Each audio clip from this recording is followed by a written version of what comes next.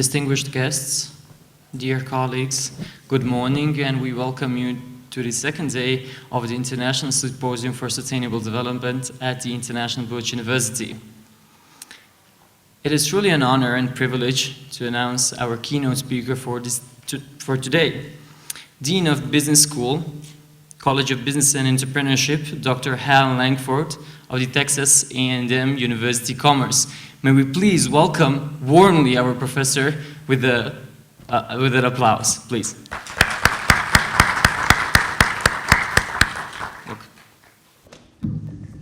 Thank you. Thank you very much. Thank you for having me here today. I'm sorry if you're not used to people wandering around as they speak, but one of the ways that I try to get involved and try to be at least a little bit entertaining is to wander around while I speak. It also makes sure that I don't fall asleep while I'm doing all of this, because there are times when the subject matter that we discuss at academic conferences can be pretty dry. Now, if you look at the whole concept of sustainable development, that almost causes you to yawn before you get both sides of it out.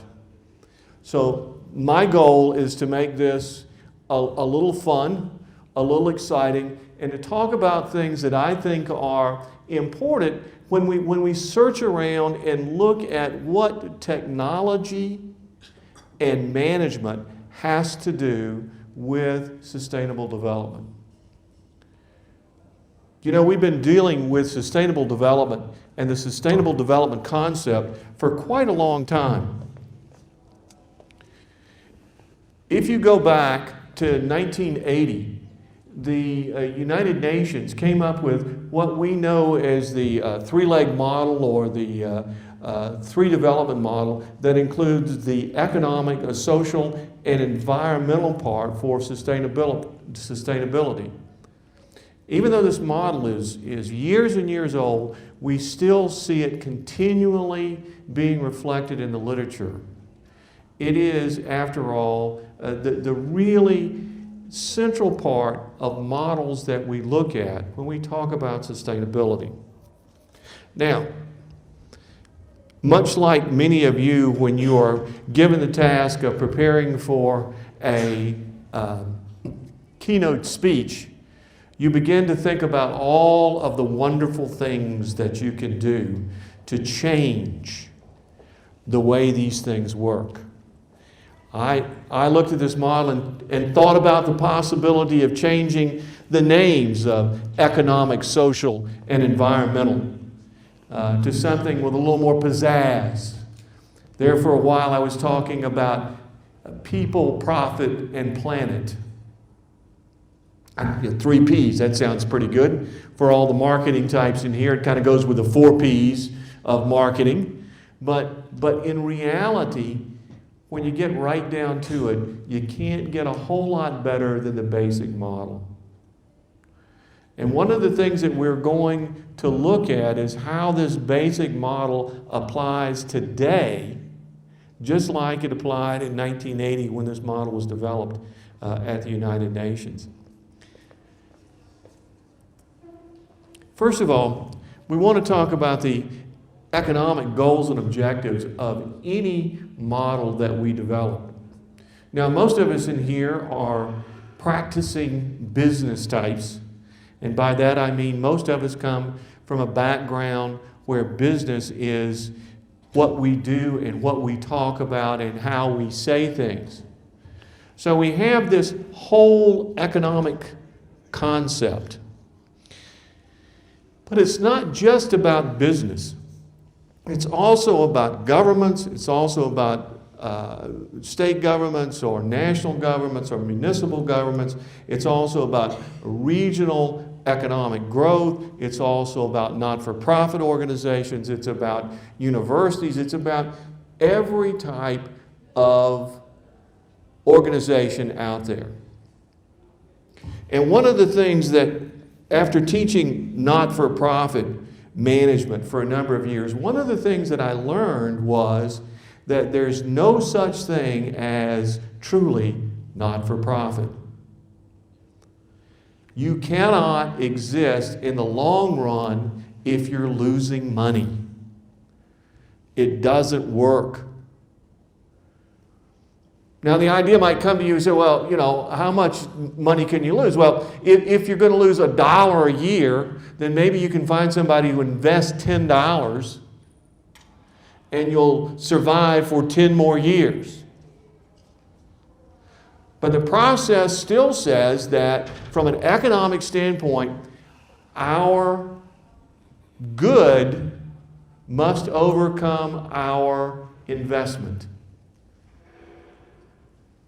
Now, there are a lot of different ways to look at this from the social and environmental side as well. But let's just think about for just a moment that we have to have more coming out than we got going in. And that's really pretty open.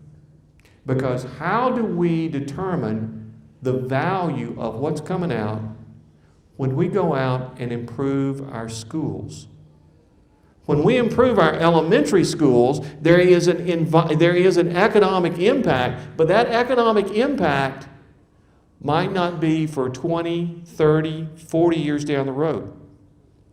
And because of that, one of the problems that we have in any sustainable model is figuring out ways to get a discounted cash flow or a discounted rate of return for social good. That's one of the areas where most sustainable models are fairly weak. From the social perspective, the world is changing. One of the questions that's asked continually in the literature is it always appropriate for us to have to consume more to be happy? Now, happy, we all know, is a relative term. But we have developed over the years this conceptual base that the more we consume, the happier we will be. Now, most of us in this audience actually pretty much ascribe to that model. We don't really think about things that would make us happy that don't cost very much. We'll talk about it again in a little while.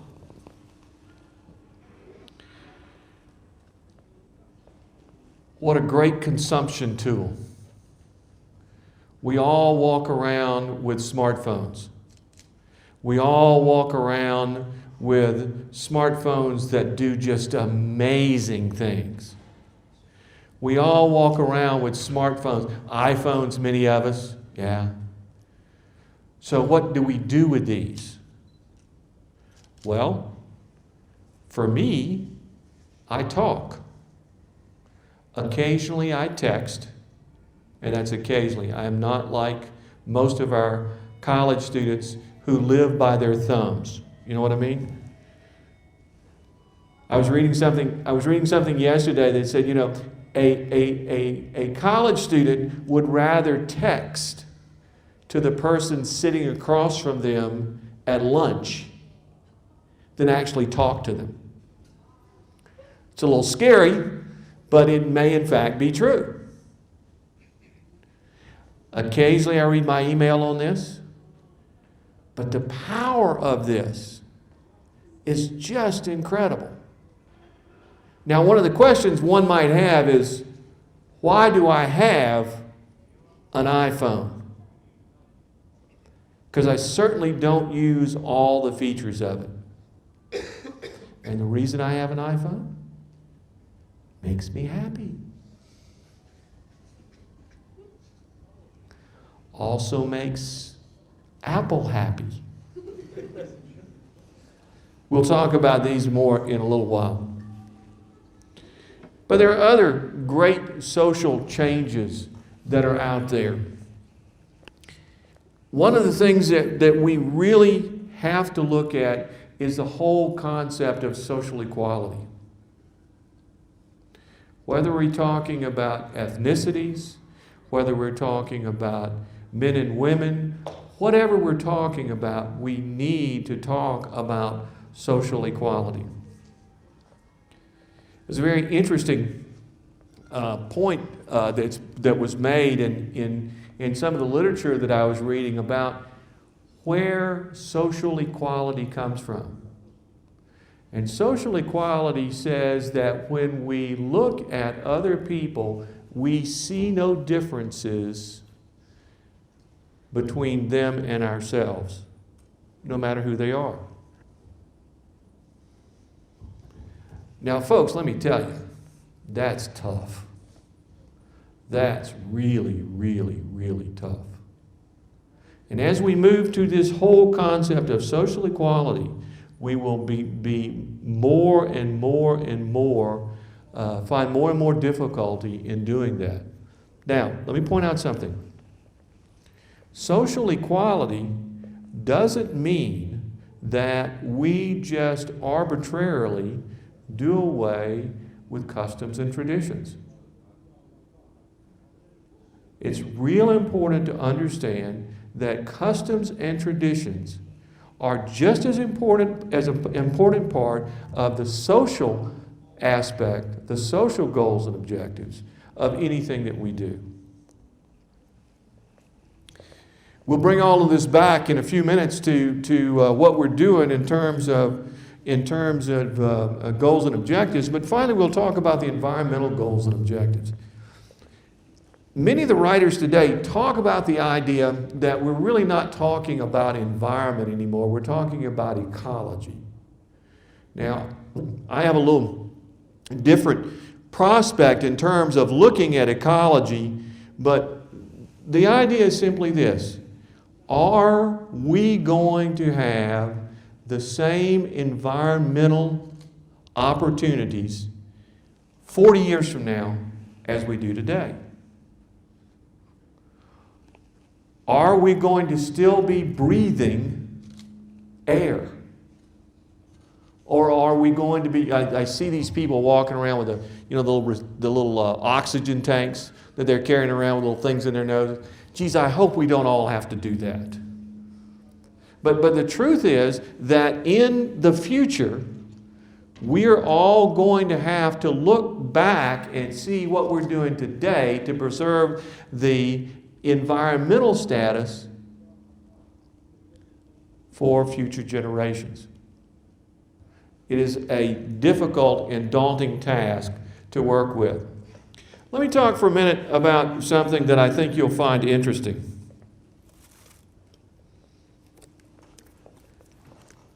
Consider a glass of clean water. I know this is not a glass, this is a bottle of clean water, but you get the picture. What are the economic, social, and environmental goals and objectives for this glass of water? Now, most of us take for granted the idea of clean water is no big deal. We go to the tap, we fill up a glass, we drink water. Not a problem. But there are many, many, many places in the world where clean water doesn't exist. So what do? What do most people do? They drink dirty water. They drink water with parasites. They drink water with diseases. They drink water that makes them ill. If everyone in the world had clean water to drink,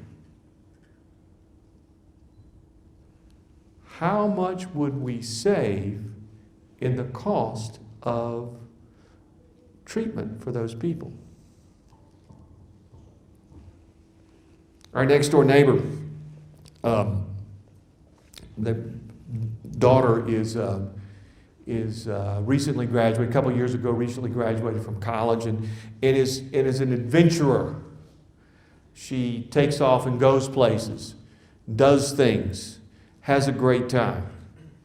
Back in, I guess in December or January, she took off for one of her adventures and ended up in a country where on the very first day she was there, drank some bad water and proceeded to get cholera.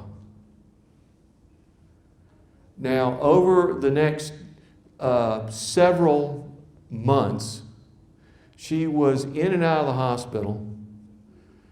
She had a really, really difficult time getting back home.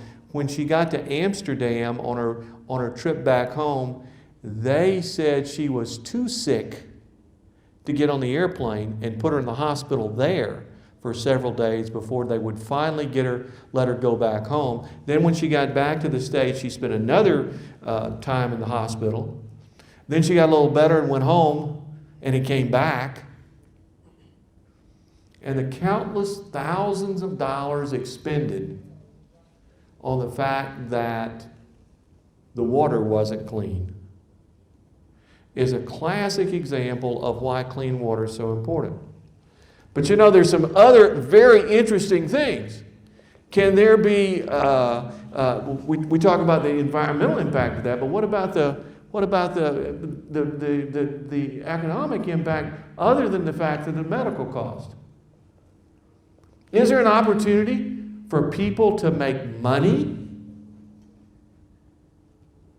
by not having clean water?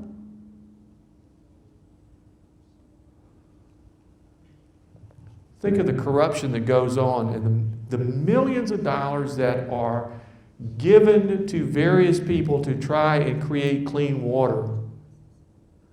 Try and create opportunities for drilling for clean water that don't occur because we've had to spend millions and millions of dollars bribing officials to allow us to bring in new drilling equipment or new places. Those people will not get their kickback if everybody has clean water.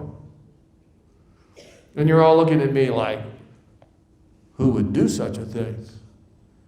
What dastardly people would be so cruel as to prevent someone from getting clean water? Don't have to look very far.